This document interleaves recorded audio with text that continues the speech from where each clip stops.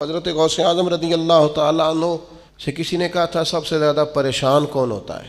اور اس کی حضور بدگمان آدمی زیادہ پریشان ہوتا ہے، جس کا گمان برا ہو جاتا ہے نا، برا سوچتا ہے، وہ سب سے پریشان ہوتا ہے۔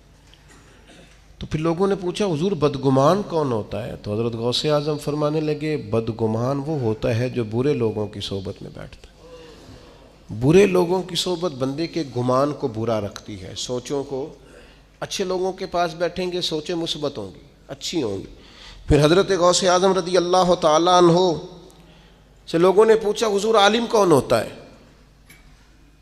تو فرمانے لگے جو اللہ رسول کی فرما برداری کرے۔ جاہل کون ہوتا ہے؟ فرمایا جو رب رسول کی نافرمانی کرے۔ زیادہ باتیں کرنے، زیادہ لمبی تقریریں کرنے والا عالم، فرما بردار ہو تو عالم۔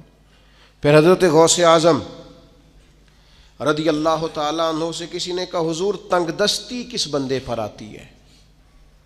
چلتے چلتے کاروبار ٹھنڈے ہو جاتے ہیں، بہت زیادہ مال ہوتا ہے، پھر انسان محتاجی میں آ جاتا ہے، محتاجی کس پر آتی ہے؟ تو حضور غوث اعظم فرمانے لگے جس کو تنہا کھانے کی عادت پڑے وہ محتاج ہوتا ہے، اور جو بانٹ کر کھاتا رہے اللہ تعالیٰ اس کے رزق میں وسعت پیدا فرما دیتا۔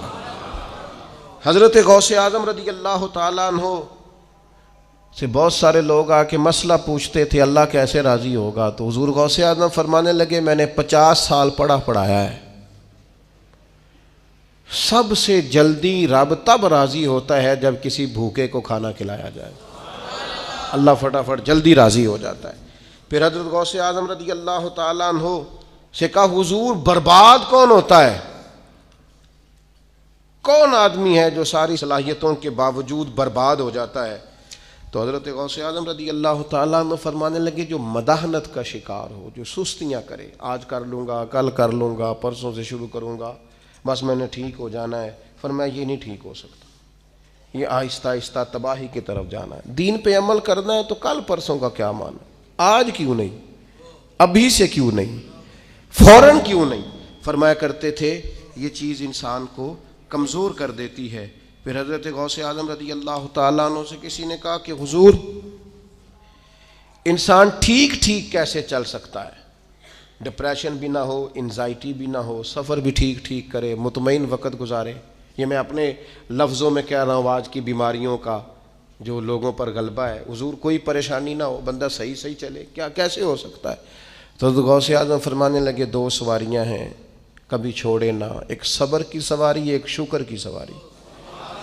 ان پر سفر کرے گا تو کبھی پریشان، نعمت ملنے پر شکر نہ بھولے، اور اگر اللہ کی طرف سے کوئی آزمائش آئے تو پھر صبر کا مظاہرہ کرے، یہ کام کرے گا تو اللہ تبارک و تعالیٰ اسے سکون عطا کرے گا۔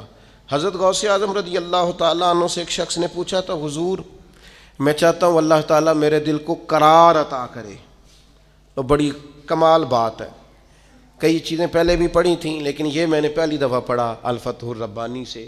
حضور کون سی چیز ہے جو دل کو پورا سکون دے؟ تو حضرت غوث اعظم فرمانے لگے اپنے ذاتی دشمنوں کے لیے ہدایت کی دعا مانگا کر، اللہ تیرے دل کو سکون عطا فرمائے گا۔